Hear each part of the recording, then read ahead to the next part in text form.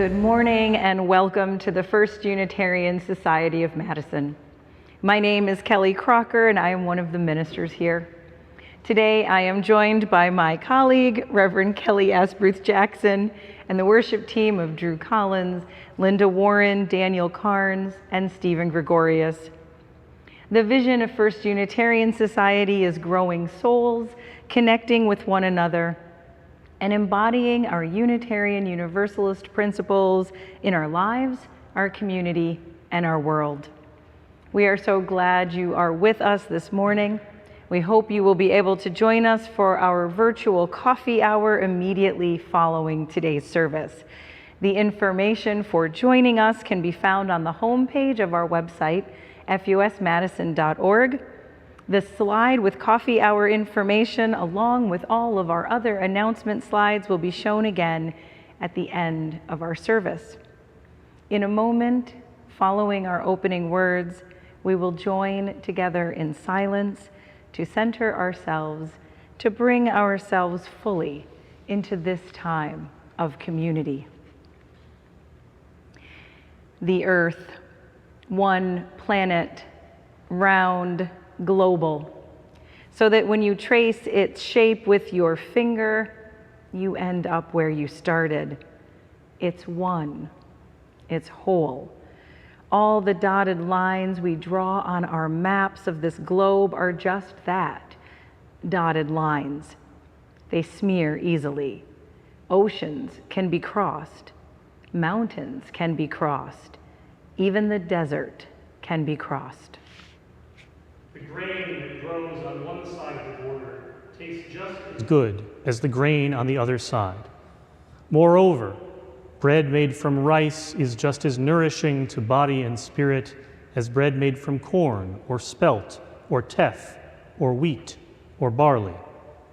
There is no superior land, no chosen site, no divine destiny falling on any one nation who draws those dotted lines just so.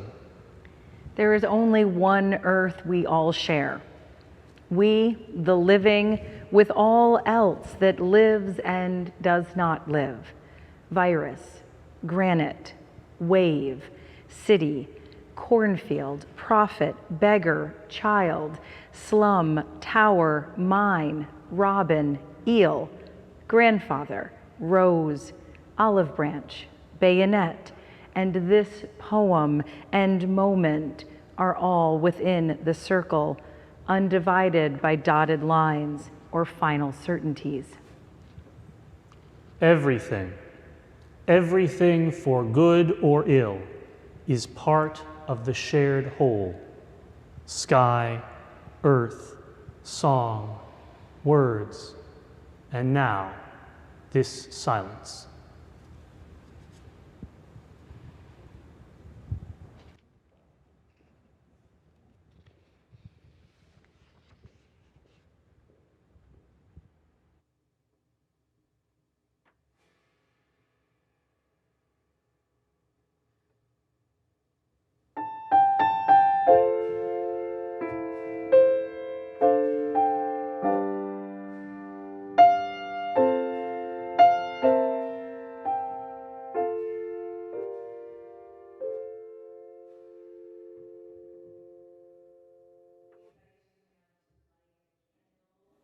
a chalice at your home as we kindle our chalice with these words of affirmation. For some, the chalice cup is a communion cup, freely offered to all who would seek the greater truth. Others see the circle of fellowship in its embracing sides, the sacred hoop of its rim, the ambient energy cradled in its basin, the abiding, grounded strength of its pedestal. May all be lit by the fire of spiritual integrity, so too may we each be bathed in the glow of our shared truth, multifaceted and radiant.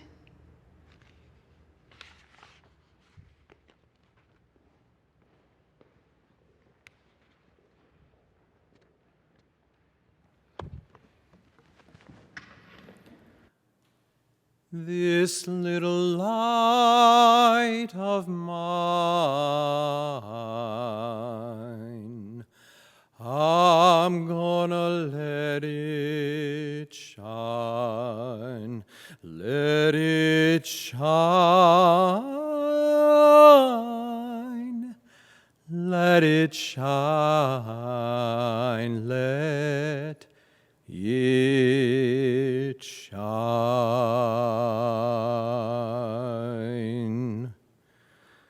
And now would you rise in body and or in spirit to sing with me hymn number 323, Break Not the Circle.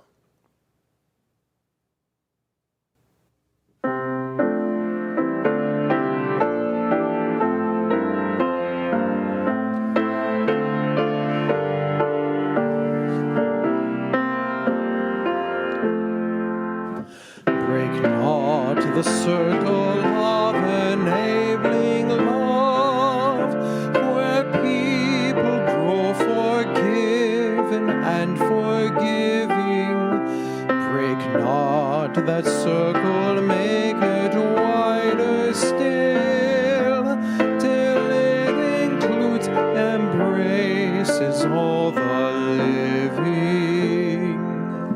Come wonder at this love that comes to life, where words of freedom are with humor spoken, and people keep no score of wrong and guilt, but will that human bonds remain unbroken. Join then the movement of the love that frees, till people of whatever race or nation will truly be themselves, stand on their feet, see eye to eye with laughter and elation.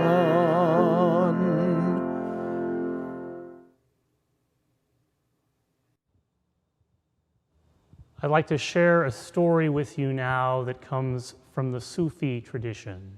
Sufism is the mystical branch of Islam. And this story is about a man named Nasruddin. Nasruddin was a very wise man and also sometimes a very foolish one. And it happened that one day Nasruddin was working in his garden. He was planting his cucumbers and his carrots and a wide variety of vegetables for him to enjoy later on. And he was very, very hard at work when he realized that the hour was growing late, the sun was about to set, and he had that feeling you get when you've been distracted for a long time and you suddenly wake up to the fact that your body is very hungry.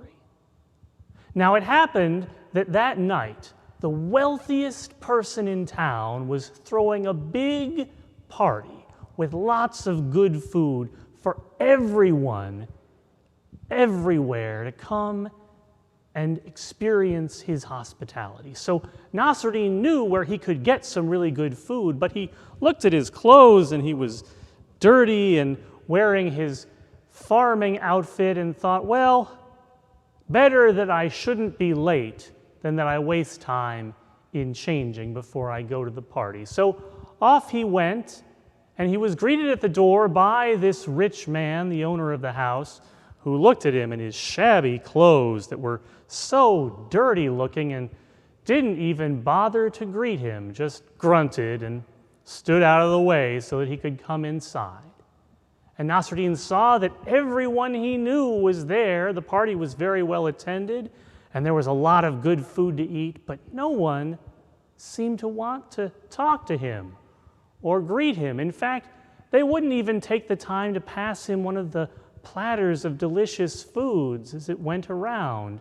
He had to sort of weave in and out of the crowd and reach around in a very ungenteel sort of way. And finally, after he'd tried to eat for a little bit, he just decided that he wasn't happy being there, and he went home. And once he got home, he had a thought. He got out his very finest clothes, and this is where you're going to have to use your imagination because, friends, this is actually my very nicest robe, but Nasruddin had a nicer one than this, so please imagine it as being nicer than mine is.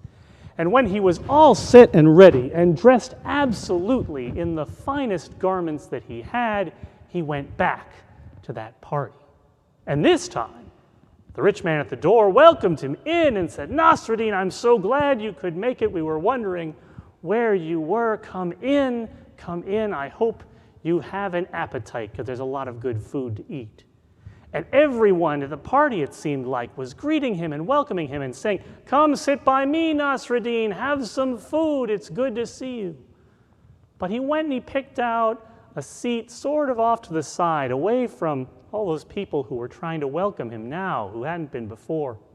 And he sat down and he began to pick out the most delicious things on the table, the dates and the figs and the baklava, the little balls of falafel, the chicken, the lamb, the rice.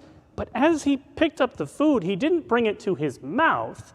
He stuffed it into his sleeve, into one pocket and then another pocket, and, well, after a while, people began to stare and sort of wonder what was going on. Finally, the wealthy man who had invited everyone to his house for his party came over and said, "Nasruddin, what are you doing? Why are you sticking all that food in your coat?" Nasruddin said, "Well, when I was here before without the coat, no one wanted to be kind to me. When I came back, you were very happy to see me, so the only difference must be this coat. So as far as I can tell, you invited the coat to the party, not me."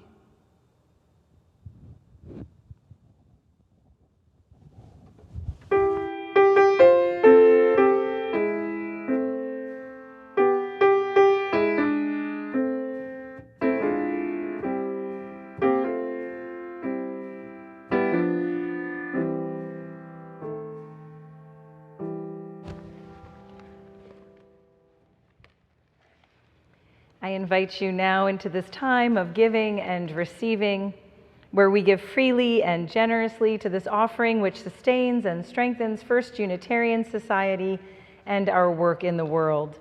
You will see on your screen that you can donate directly from our website, fusmadison.org.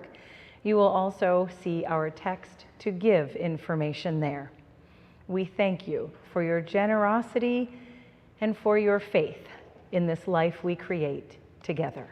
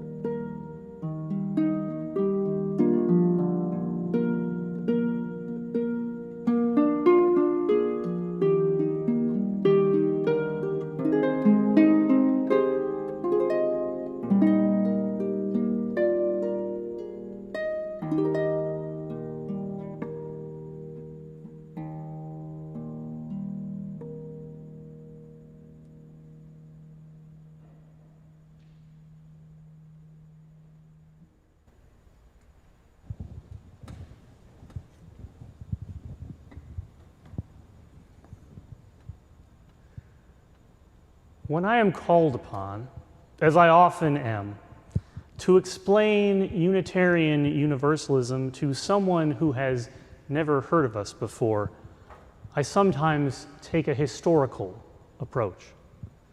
That we are the product of two of the most ancient Christian heresies, which recognized their shared ideals and values and came together to form a single religious movement.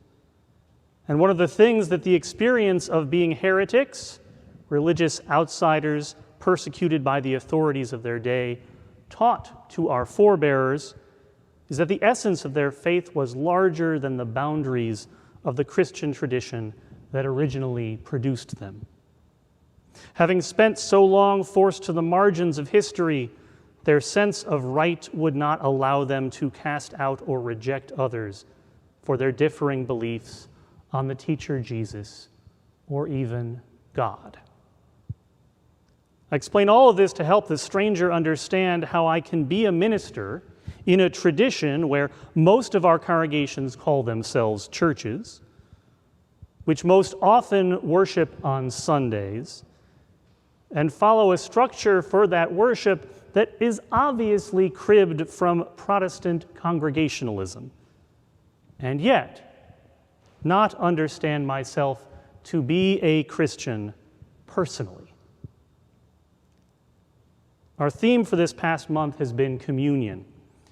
And while Reverend Kelly Crocker and I have tried to explore the wide range of theological and sociological meanings within that word, there is one particular meaning which comes almost unavoidably to mind when hearing communion spoken of, particularly in a religious context. It is the shorthand in English for one of the most central rituals across all the many diverse modes of Christianity: the blessing and sharing of food and drink, most often wine and bread. It is also probably that faith's most disputed practice, for all the ink spilled, voices raised, and wars fought over who exactly should be welcomed to the table to share in the Lord's Supper, one of the more specific names for that practice. As a Unitarian Universalist minister, I have been called upon many times in my career to take part in the ritual. When I was a hospital chaplain, it was a routine matter for a patient to ask to receive communion. Situated in a predominantly Roman Catholic city, we were supplied with pre-consecrated hosts and given permission to distribute them to the sick upon request. Every congregation I have served has had some practice of communion, usually an annual event with varying connections to the Christian origins of those communities. But I am also sometimes a guest in other houses of worship. And when visiting Christian churches, am generally invited to partake in their communion. Now, a congregation that places any limit whatsoever on who may receive their sacraments shouldn't really want me at their table, a free-thinking non-theist who specializes in preaching about the humanity and imperfections of Jesus. But for an honored guest, exceptions are often made. So, I have a rule. I will partake so long as anyone and everyone is welcome to as well. If the invitation to the table is somehow limited, I must abstain. Respectfully, I will take my place among the reprobate, sitting alone in the pews with the women who love women and the men who love men, the unmarried but cohabitating couples, and the people who have had abortions, while the rest of the congregation comes forward to participate in the holiest moment of the service. I have consciously broken this rule exactly one time. I'll explain why in a minute, but first, a little bit of historical background. In the Christian Gospels, we read of the teacher Jesus sharing a final meal with his disciples before his arrest by the Roman authorities. In the story, he particularly emphasizes the sharing of wine and bread with them. The ritual of communion, the Lord's Supper, or the Eucharist, meaning literally thanksgiving, is generally traced back to this episode. But that doesn't mean that it has always been exactly the same or even as similar as it is today across the many branches of Christianity. The first few centuries of the Christian tradition saw a wide diversity of theologies and practices. There were many different communities, many of them somewhat isolated or acting in secret. We can think of them as many different competing groups and sects, or simply as natural variations in a grassroots movement that did not yet have any top-down religious authority. But there were common themes and practices among these early churches, and one of them was the Eucharist as the central event of the shared religious life of the community. Like that Last Supper in the Gospels, it was both a ceremonial event and an actual meal. Folks were meant to be nourished by it in a physical sense as well as a spiritual one. Perhaps obviously, the table was not set only with wine and bread. Members of the community were invited to bring foods to share, and the opportunity to contribute to the common meal was an important religious act. The scholars Rita Nakashima-Brock and Rebecca Parker describe this in some detail in Saving Paradise, their book on the liberatory potential of practices from the early Christian movement. Among ancient sources, they quote from Hippolytus, Bishop of Rome in the early 3rd century, describing the particular foods his church would and would not allow in their local celebration of the Eucharist. The following fruits are blessed: grapes, figs, pomegranates, olives, pears, apples, mulberries, peaches, cherries, almonds, plums. Not watermelons, cucumber, mushrooms, garlic, or any other vegetable. But sometimes flowers, too, are offered. Thus roses and lilies are offered, but no other flowers. Elsewhere in the same early document, the bishop described the spiritual meaning of this sharing of food in common. In offering fruits, roses, and lilies, the believer was celebrating the goodness of the God who had given them to him. He read the name of God in the fruits of the earth, and God read the homage of love in the heart of the offerer. Other churches allowed or disallowed slightly different lists of foods. Milk and cheeses were fairly common, as were honey and other sweet flavors. Fish was seen on some tables, although never any red meat.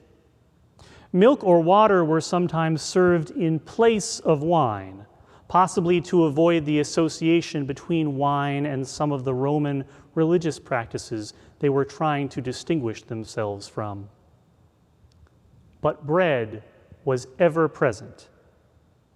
Now again, in the accounts of the Last Supper, Jesus does make a point about the bread, but he makes a similar or greater point about wine, and clearly some folks were willing to do without that.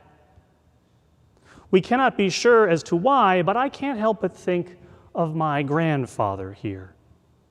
Having come of age during the Great Depression, my grandfather always wanted bread and butter on the dinner table.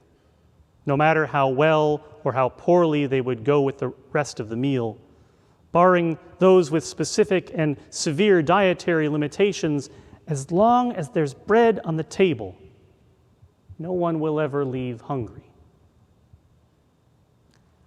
Nancy Schaefer, a Unitarian Universalist minister of blessed memory, once wrote something that resonates with the ancient Eucharistic meals of the early Christian movement. She said,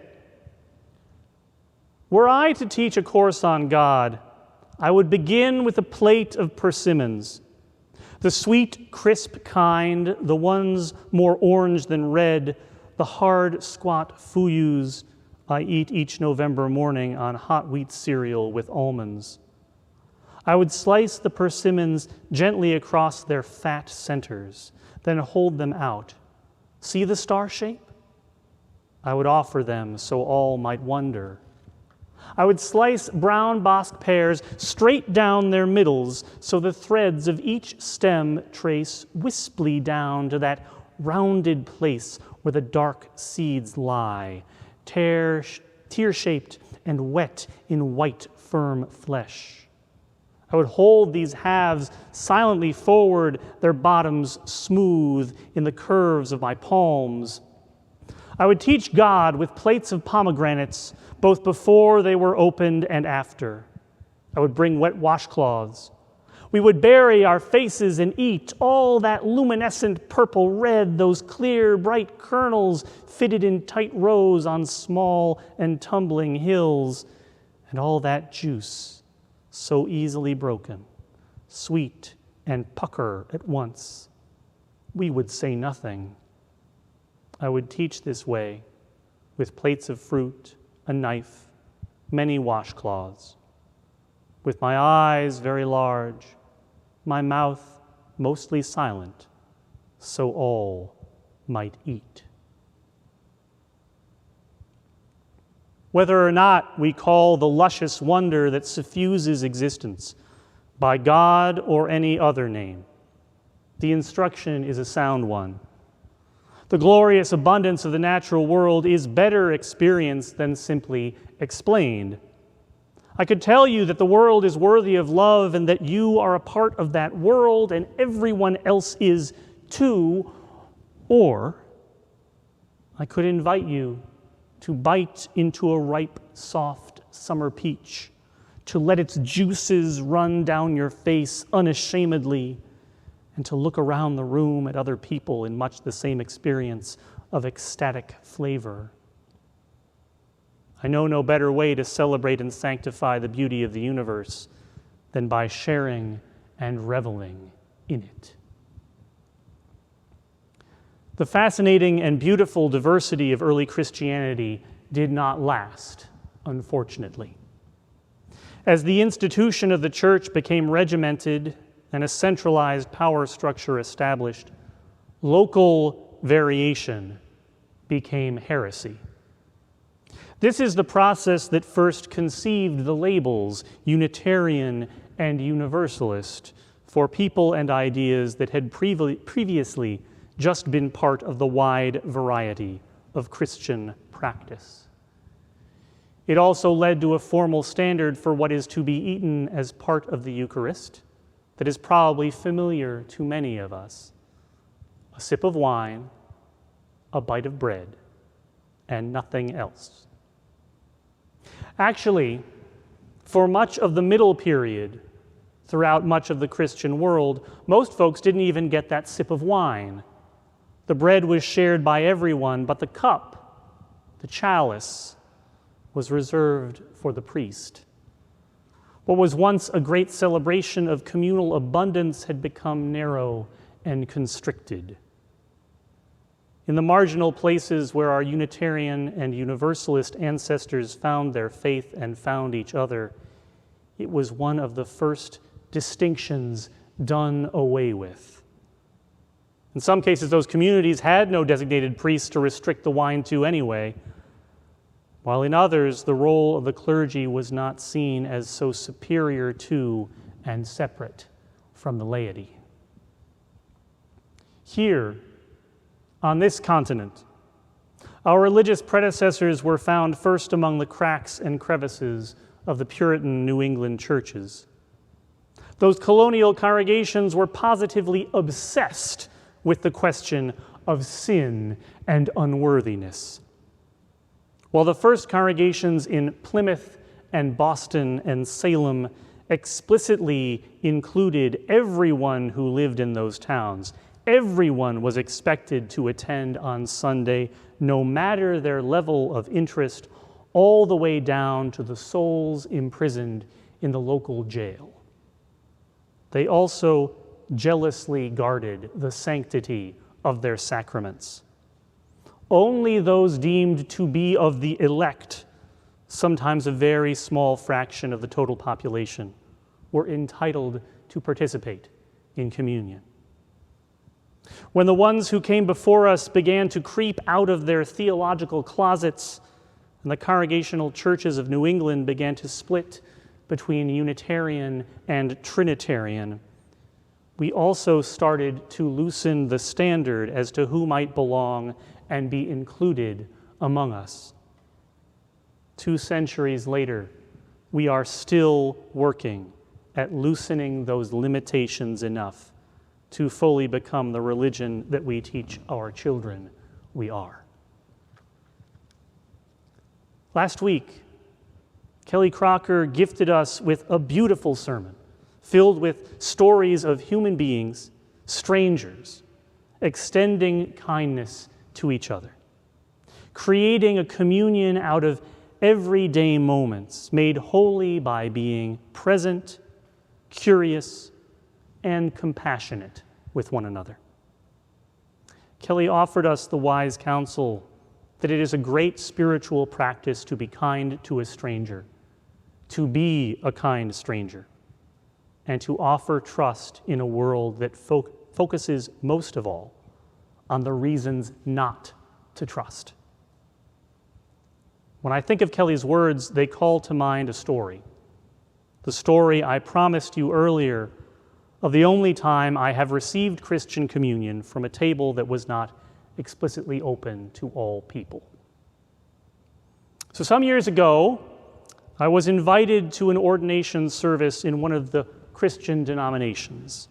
I'm going to try to obscure exactly which branch of the Christian family, since that's not actually the point of the story. It was a tradition in which, like ours, there are multiple ordaining authorities, more than one way to make a new clergy person. Some of those authorities ordained both men and women, others ordained only men. I didn't know it until I showed up, but this particular ordination was overseen by an ordaining authority that only ordained men. And I was the only outsider clergy person in attendance. Everyone else was in the family, so to speak. So I stuck out. I didn't know all the rules. I wasn't wearing the same stuff as everybody else. But there happened to be a clergywoman there who'd been ordained in that tradition, but by a more egalitarian authority. She recognized how out of place I felt and invited me to sit next to her. She explained that she didn't know the ordinand, she wasn't familiar with the congregation, but she knew the authority in charge of this ordination didn't think that she belonged in their clergy. So she made the effort to show up, so that by her presence she would show that there are greater possibilities than the limits of a small-hearted imagination. At one point in the service, the assembled clergy were invited to come forward and make a circle around the person being ordained, to each offer him their blessing. Everyone else got up. I stayed put. I didn't think I was meant to be included in the invitation. They must have thought that everyone was in the club. But my seatmate wasn't having it. She said something like this: I don't know if they meant to invite you, and I know they wish they could uninvite me. But now that you're here, I see you, and I'm inviting both of us. Let's go say a blessing. It was a moment of transgressive hospitality. Later in the service, of course, there was communion. And while this particular congregation was a relatively progressive one, again, the ordaining authority in charge of the service was not. There was a note in the program designating whom should approach to receive and whom should refrain. I was planning to hang back, but again, my seatmate challenged me.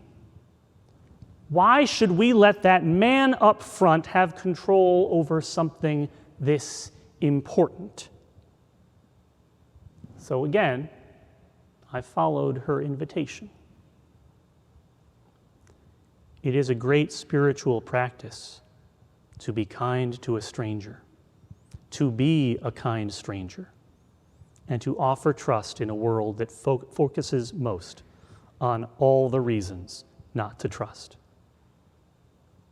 Over the many centuries of its existence, the Christian sacrament of communion has been a means of inclusion and exclusion, of forming community and dividing people from each other.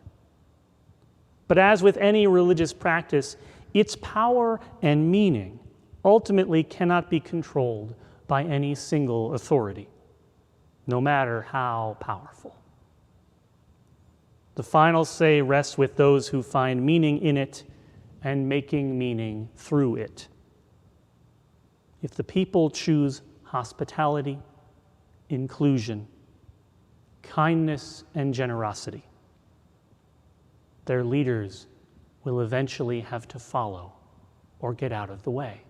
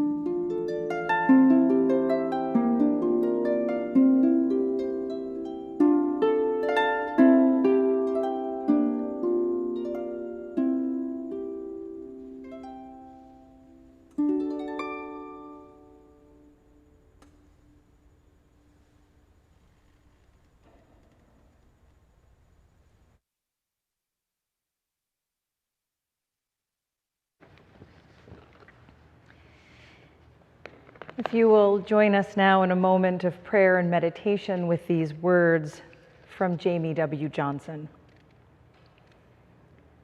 Spirit of life, as we continue to find ourselves with tired hearts and weary spirits, we ask for your blessing.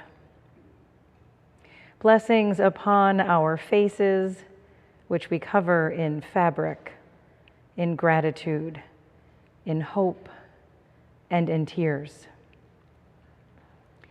Our minds filled with worries and fears, statistics and new words, policies and predictions. May we each be granted moments that bring comfort and allow us to find a sense of ease. our eyes that have seen suffering not only from the virus, but also from violence. Give us the focus to stay turned toward hope, and that hope will keep us working to bend the arc of justice. Our ears that have been rubbed raw by the elastic of masks, by daily news reports, by the cries of our neighbors here and around the globe. Once again, we light candles for Afghanistan and Haiti as the pain and suffering and grief continue. Bless each living breath, made so much more difficult these days. May we remember to feel the beauty and mystery and power in each breath of life. May we bow our heads in gratitude for this precious gift. Bless the hands that have worked to help others, that have reached out with generosity and care. We have worried about all that we touch. We have remembered the preciousness of human touch. May we know now to not take it for granted. Bless the arms that long to hug, to hold another's hand. Bless our collective shoulders that ache from the grief we carry. As we go forth today, please bless our bodies which have carried us so far and still carry us. Please grant us the power to keep moving forward. Bless our hearts, for they hurt. Damaged by a virus, racing from fear, aching for one another. The joy we feel, the love, the connection, these have grown stronger as well. May our hearts stay open, stay strong, stay connected. Bless us, Spirit of life, so we can find relief and healing and hope within these days and in all the days to come. Blessed be, and amen.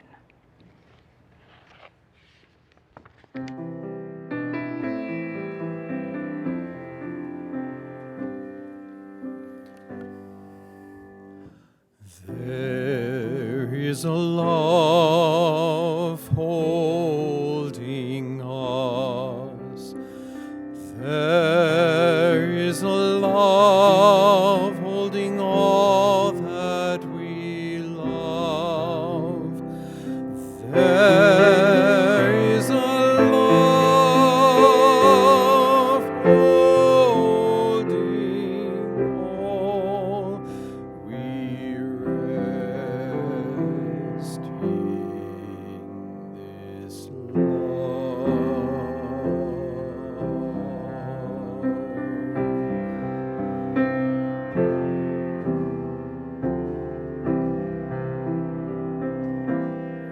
And now would you please rise in body and spirit to sing with us hymn number 1045, There is a Balm in Gilead. There is a balm in Gilead to make the wounded whole. There is a balm in Gilead to heal the sin-sick soul.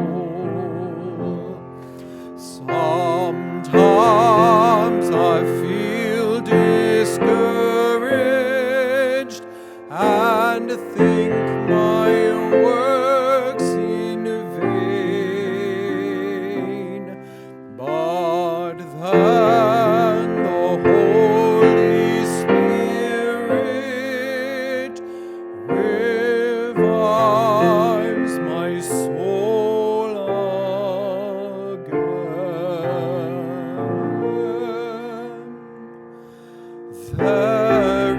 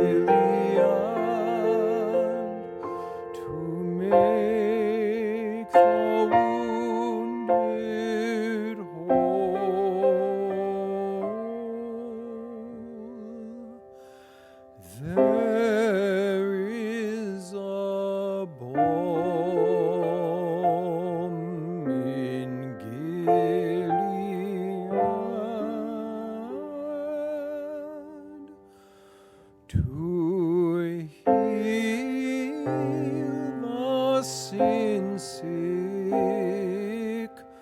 soul.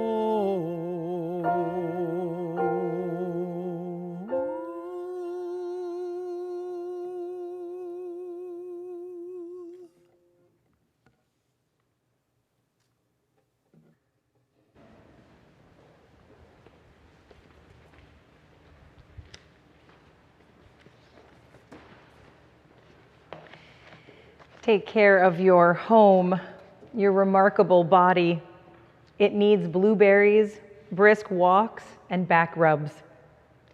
Take care of your home, your mind and soul. It craves stillness, friendship, and a pile of books by the bed. Take care of your home, the roof over your head. It asks to be filled with music and candlelight, to be free from cobwebs and shadows. Take care of your home, your community. It expects you to protect the weak, to visit the lonely, to love the children. Take care of your home, the earth. It cries out for abundant green forests, clear blue waters, and peace. Blessed be, and go in peace.